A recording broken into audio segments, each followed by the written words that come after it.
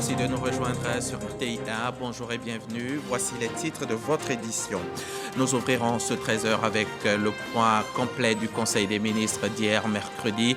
Conseil des ministres qui s'est tenu au palais de la présidence de la République en présence du chef de l'État, Alassane Ouattara. La réunion a porté sur de nombreux sujets, notamment des projets de loi à suivre donc en début de journal.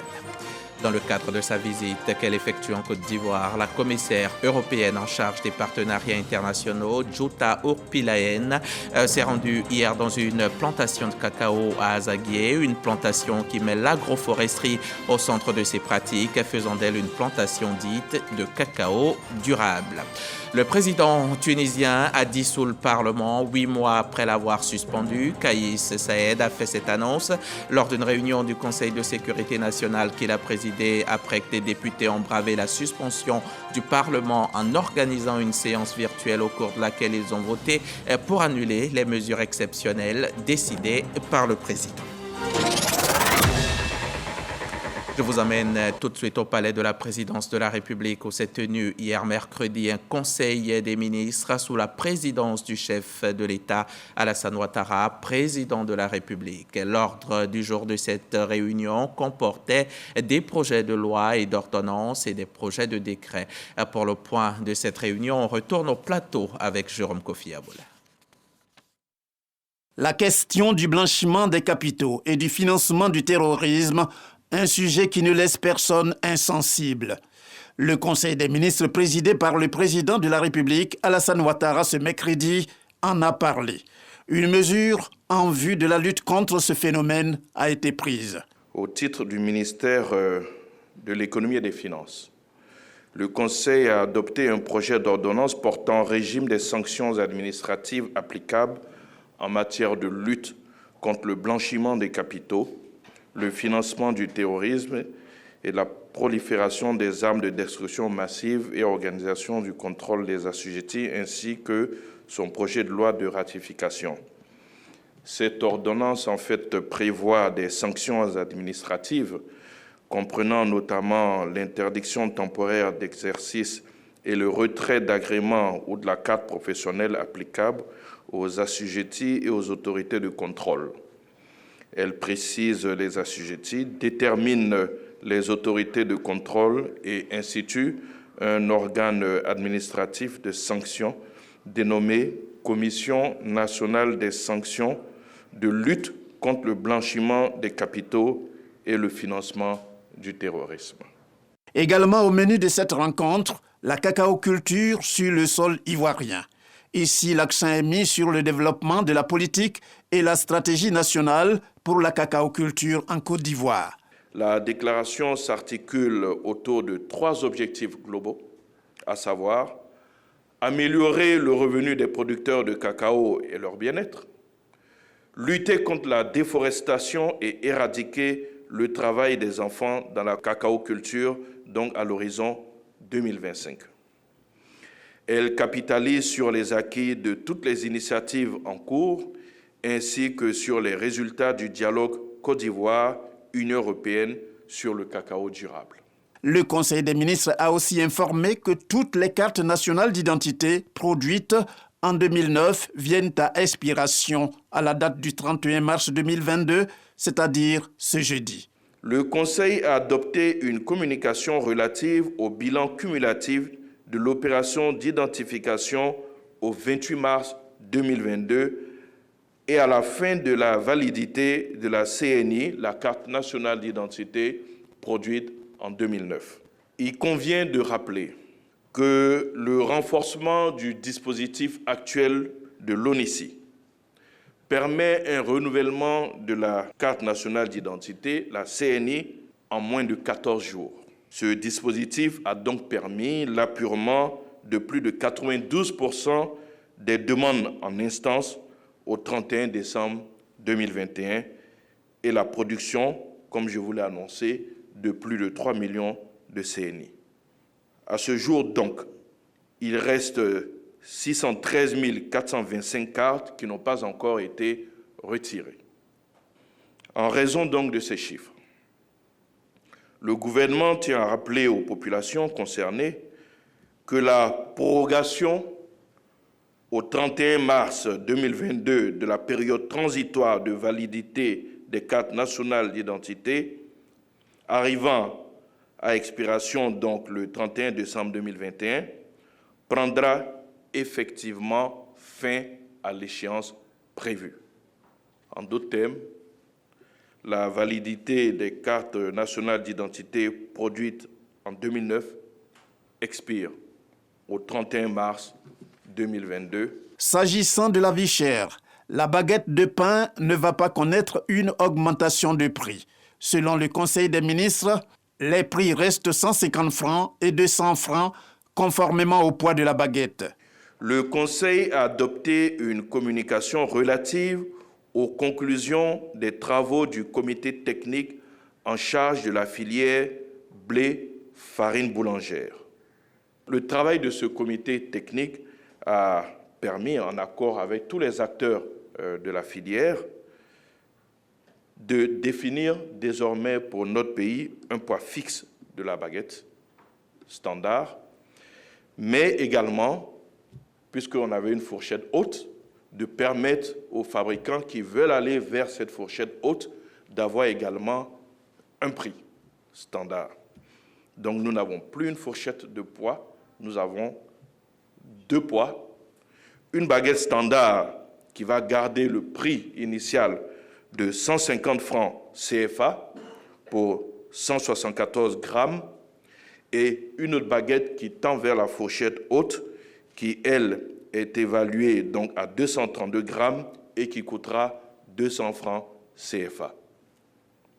La définition donc de ce poids fixe permettra donc de rendre le contrôle plus aisé et contraindre donc les boulangers à s'en tenir aux prix qui sont fixés. Le prochain Conseil des ministres va se tenir le 13 avril 2022. Après ce Conseil des ministres, le chef de l'État a reçu la commissaire européenne en charge des partenariats internationaux. C'était toujours au palais de la présidence de la République. Jutta Urpilainen, c'est son nom. Elle est depuis quelques jours en visite de travail en Côte d'Ivoire. On retrouve Jérôme Kofi-Abolin qui a également assisté à cette audience. Elle est la commissaire européenne aux partenariats internationaux. C'est en cette qualité qu'elle a été reçue ce mercredi par le président de la République, Alassane Ouattara.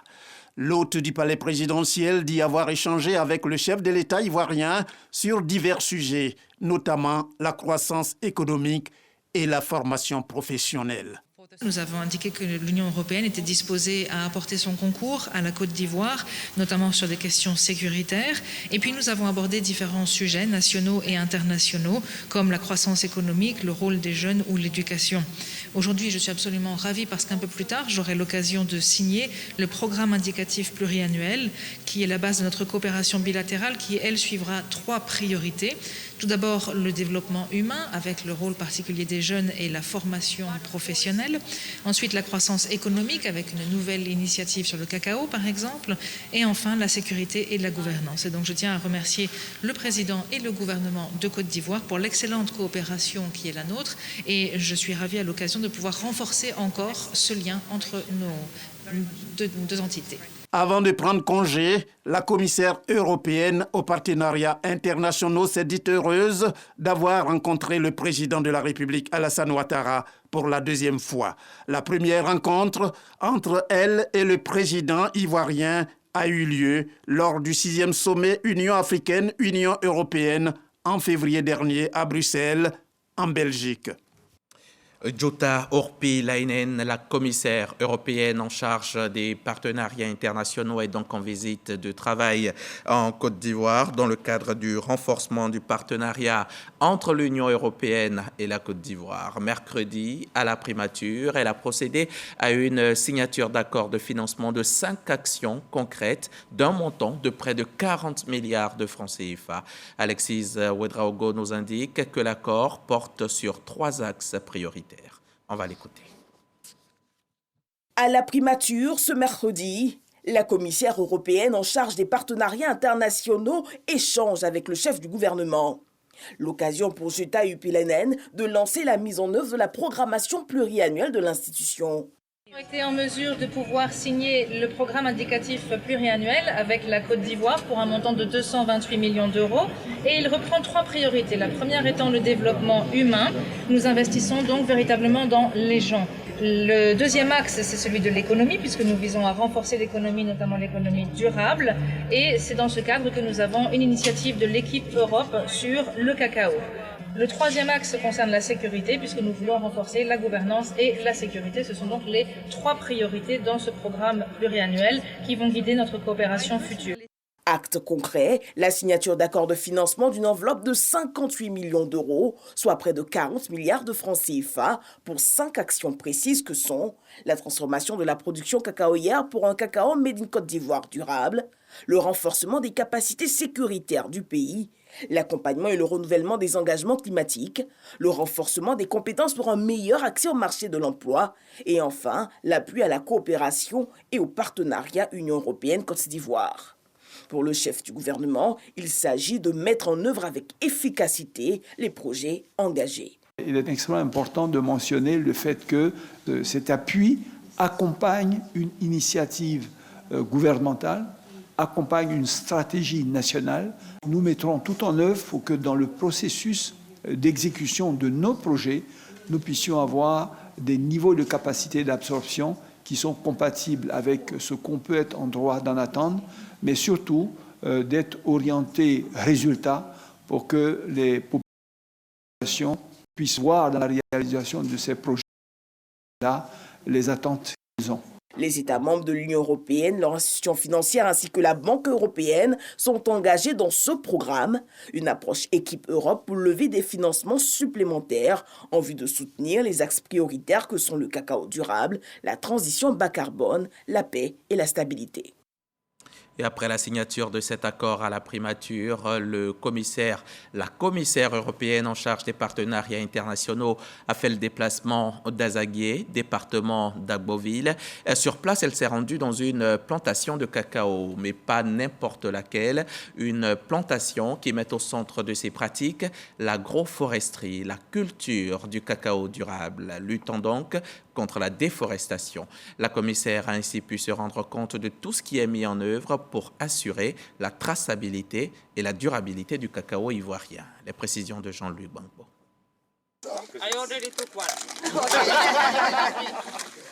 Un décor et une ambiance bien loin des bureaux de la Commission de l'Union européenne à Bruxelles, où siège Jutta Urpilainen. La commissaire européenne aux partenariats internationaux est venue faire l'expérience de la culture du cacao ivoirien. La rencontre s'est faite dans cette plantation dite de cacao durable, misant sur l'agroforesterie. Je suis en agriculture 100% biologique, en agroforesterie, mais nous travaillons sur un modèle d'agriculture climato-intelligente, donc d'une agriculture durable. Durabilité du cacao, une meilleure rémunération du producteur, mais également traçabilité. C'est cette nouvelle façon de produire le cacao que le Conseil Café Cacao a voulu montrer à travers le choix de cette plantation pour la visite.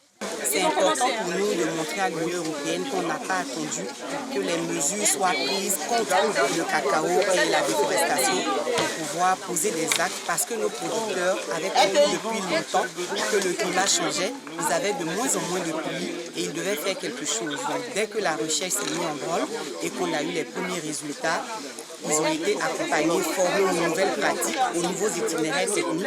Et désormais, pour nous, le plus important, c'est d'avoir des arbres dans le cacao. Les échanges entre Jutta Urpilainen et les acteurs sur le terrain ont mis en lumière les efforts entrepris par la Côte d'Ivoire pour lutter contre la déforestation. De ce que j'ai entendu lors de nos échanges, je me rends compte que le système qui a été mis en place ici, c'est vraiment un système d'économie circulaire. Et donc pour moi, c'est vraiment l'exemple de l'excellence. J'ai beaucoup appris lors de cette visite et l'Union européenne est tout à fait disposée à apporter un soutien à la production de cacao durable en Côte d'Ivoire.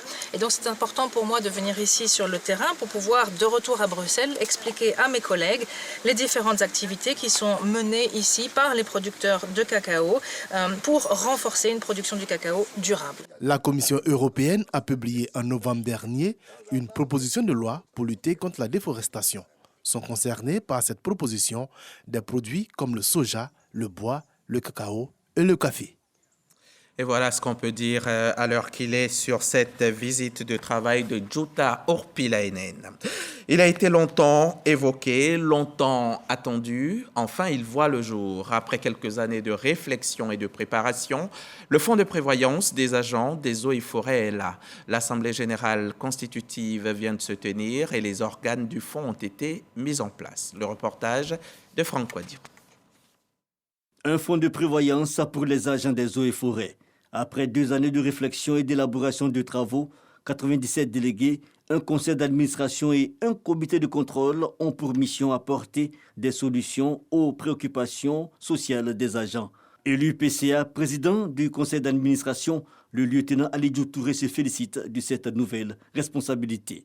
Pour nous, c'est une lourde responsabilité et nous sommes conscients de cette responsabilité-là. Nous allons tout mettre en œuvre pour que ce fonds-là puisse répondre aux aspirations des agents techniques des eaux et forêts de Côte d'Ivoire. Notre rôle, ce sera de veiller à ce que les textes, notamment les statuts et règlements intérieurs, soient appliqués à la lettre et que les procédures de gestion des fonds soient assurées de manière cohérente. Cheville ouvrière de la mise en place de cet instrument de solidarité, le ministre des Eaux et Forêts exhorte les responsables à une bonne gestion. C'est un fonds qui va être mis en place pour mettre les forces, je dirais, ensemble.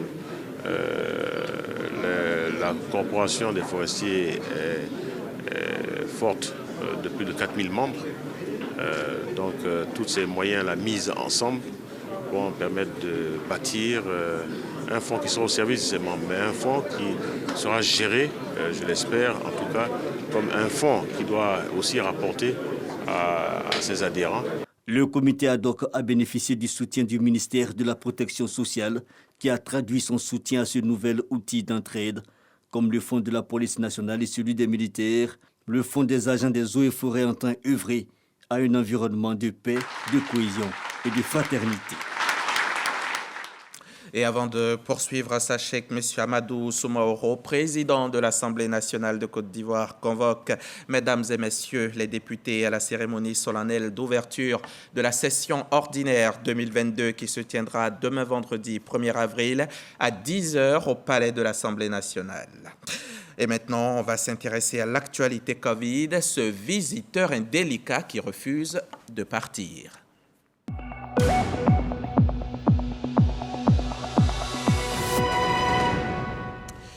Hier, mercredi 30 mars, le coronavirus a touché 3 personnes. À ce jour, on compte 81 722 malades de Covid depuis le début de la pandémie. 8 cas sont encore actifs au moment où je vous parle et 796 personnes ont définitivement perdu le combat contre le virus. 796 décès enregistrés donc en Côte d'Ivoire depuis mars 2020.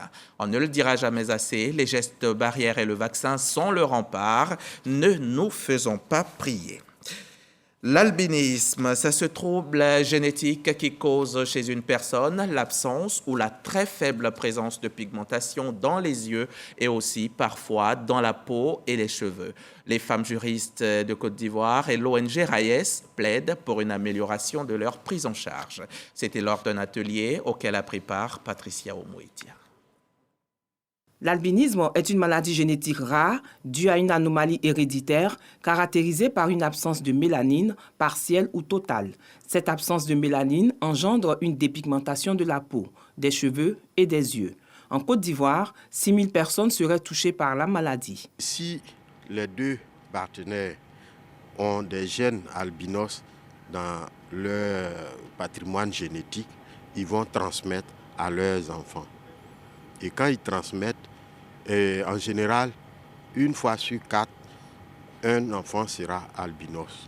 Mais aujourd'hui, avec le nouveau recensement, cette population a triplé même, peut-être même un peu plus de 10 000 à 12 000 personnes. L'albinisme est non seulement responsable de cancers cutanés, mais c'est aussi une maladie stigmatisante dont il est essentiel de déconstruire les préjugés. C'est dans ce cadre que le projet Albi Ivoire et la Fondation Pierre Fabre encouragent les personnes atteintes d'albinisme à adhérer à une association pour recevoir un soutien social et psychologique. Aujourd'hui, au niveau de la santé, je pense que nous sommes un peu impuissants. Mais je pense qu'avec ce projet, ça va permettre de combler le vide, le grand vide. Parce que nous avons constaté que nos membres meurent de cancer de la peau. Ce projet Albivoire, qui pour la première fois est un projet pour traiter tous les problèmes des personnes avec l'albinisme. La dermatologie, l'accès aux soins pour les yeux, mais également le soutien psychosocial et puis la formation également des personnels de santé pour traiter les problèmes des personnes atteintes d'albinisme. Le programme de prévention et de prise en charge des personnes atteintes d'albinisme en Côte d'Ivoire repose sur la création d'une équipe mobile proposant des consultations itinérantes dans 10 régions du pays. Les têtes couronnées de Côte d'Ivoire, reconnaissantes au chef de l'État pour avoir bénéficié de positionnement et de rayonnement, les rois et chefs traditionnels prévoient de rendre hommage au président Alassane Ouattara. Ce sera au Palais de la Culture de Treichville le 9 avril prochain. L'annonce a été faite cette semaine au micro RTI 1 de Laure Goretti et Alexis Ouedraogo. Le Conseil supérieur des rois et chefs traditionnels sera au Palais de la Culture le 9 avril prochain pour rendre hommage au chef de l'État Alassane Ouattara. Le président, durant ses 2 mandats, pose des actes importants. Mais nous avons retenu un seul, c'est l'adoption de la loi numéro 2014-428 du 14 juillet 2014 portant statut des rois et chefs traditionnels de Côte d'Ivoire, formalisant ainsi notre existence. En d'autres termes, nous sortant de l'informel, il fallait lui montrer que nous aussi nous sommes reconnaissants. Pour Nanan Gazakat, coordonnateur commissaire général, ce témoignage vise à traduire la reconnaissance pour les multiples actions en faveur du positionnement du pays. Tous les chefs de Côte d'Ivoire sont conviés à cet événement. Et en plus des chefs, les sociétés civiles, tous nos partenaires. La cérémonie d'hommage se tiendra au Palais de la Culture où près de 5000 chefs sont attendus. Clap de fin du Festival national de l'Afrique. Cette 2e édition du FENA vient de refermer ses portes après 72 heures d'exposition et d'activités culturelles. Le FENA, c'est la promotion des traditions, des valeurs de paix et d'intégration.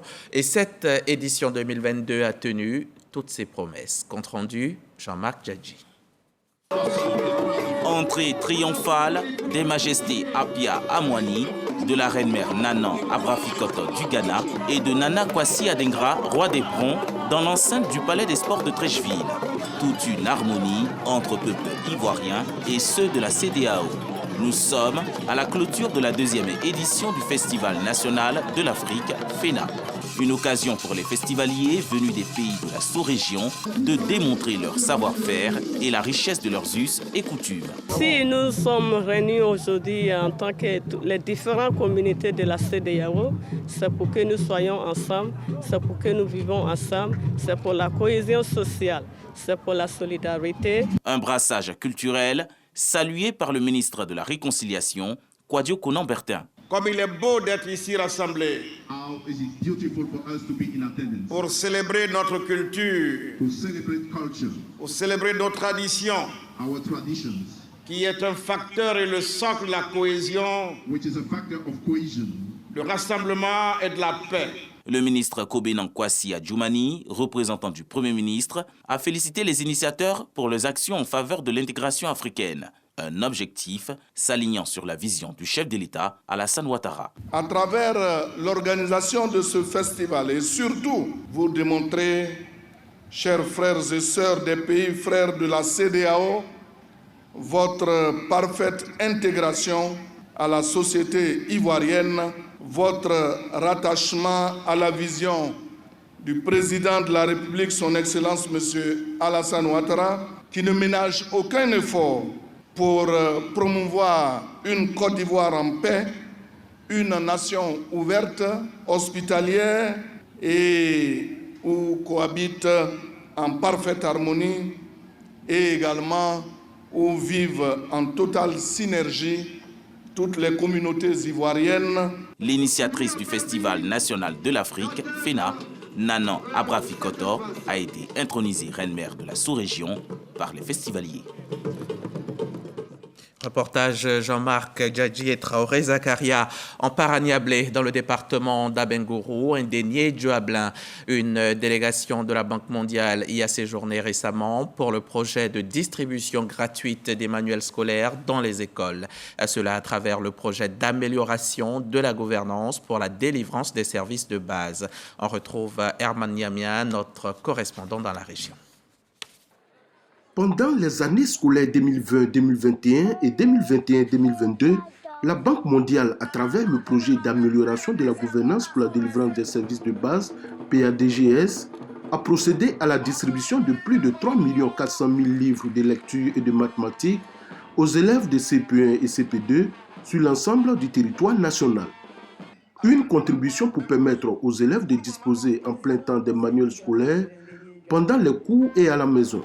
Pour s'assurer que ces manuels scolaires sont utilisés aussi bien à l'école qu'à la maison, une mission du PADGS a séjourné dans la ville de Niablé. Ces livres ne sont pas à vendre, ce n'est pas à louer, c'est des livres qui sont gratuits. Ce que nous demandons aux parents, c'est de prendre soin des livres, de les couvrir, d'apprendre à l'enfant à en prendre soin, par exemple. Je voudrais conseiller à nos collaborateurs enseignants et à tous les encadreurs qu'il faut initier très tôt les enfants à l'utilisation du dictionnaire. L'initiative du projet d'amélioration de la gouvernance pour la délivrance des services de base, PADGS, dans son volet éducation, vise à soutenir le gouvernement dans sa politique de rendre l'école obligatoire et gratuite pour tous les enfants ivoiriens de 6 à 16 ans. J'engage tous les acteurs à œuvrer pour l'atteinte des objectifs du PAGDS afin que les élèves des niveaux supérieurs puissent bénéficier des manuels scolaires. Outre la distribution des manuels scolaires, le PADGS apporte un appui au ministère de l'Éducation nationale pour l'affectation en ligne des élèves de 6e afin de permettre aux parents d'élèves d'affecter eux-mêmes leurs enfants dans les établissements secondaires de leur choix.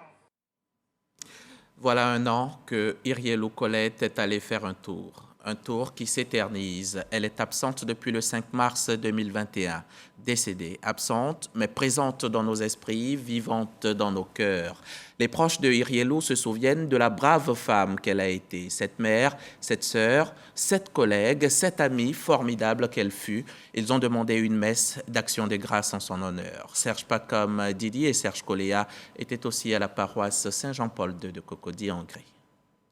C'est en mars 2021 que l'ex-présidente de la FENACOVICI, la Fédération nationale des coopératives du vivrier de Côte d'Ivoire, a tiré sa révérence. Depuis un an, Irielou Colette repose à Iriefla, son village natal, dans la région de la Maraoui. Enfants, frères, sœurs, amis, membres des coopératives du vivrier ont marqué ce jour d'une pierre blanche. Une messe d'action de grâce et de reconnaissance à la défunte s'est tenue à la paroisse Saint-Paul de Hongrie, lieu de prière de Irielou.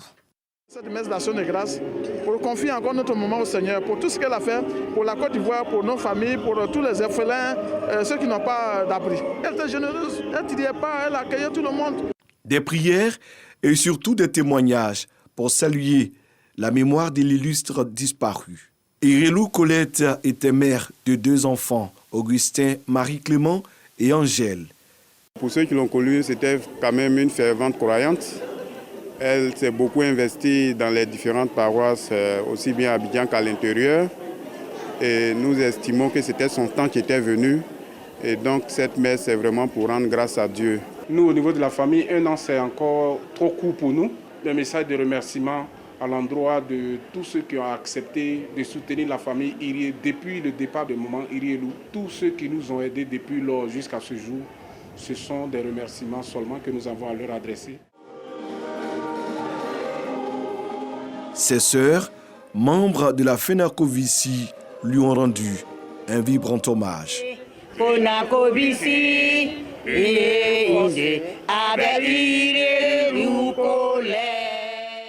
Que l'âme de Irielou Colette repose en paix.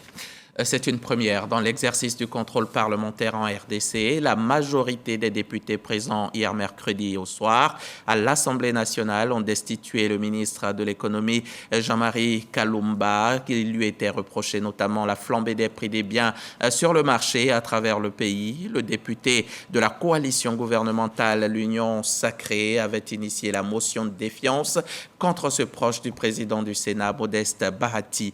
Mais le ministre a eu du mal à convaincre les élus de son propre camp et a quitté l'hémicycle pendant le déroulement du vote. Le président tunisien lui a annoncé hier mercredi la dissolution du Parlement, 8 mois après l'avoir suspendu pour s'arroger les pleins pouvoirs en juillet 2021. Kais Saied a fait cette annonce lors d'une réunion du Conseil de sécurité nationale qu'il a présidée quelques heures seulement après que des députés ont bravé la suspension du Parlement en organisant une séance virtuelle au cours de laquelle ils ont voté pour annuler les mesures exceptionnelles décidées depuis par le président. Pour Kais Saied, cela est un affront, lui qui parle de tentative de coup d'État ou encore de putsch contre la Constitution. Ce journal est terminé. Merci de l'avoir suivi et demain, je serai encore chez vous à 13h.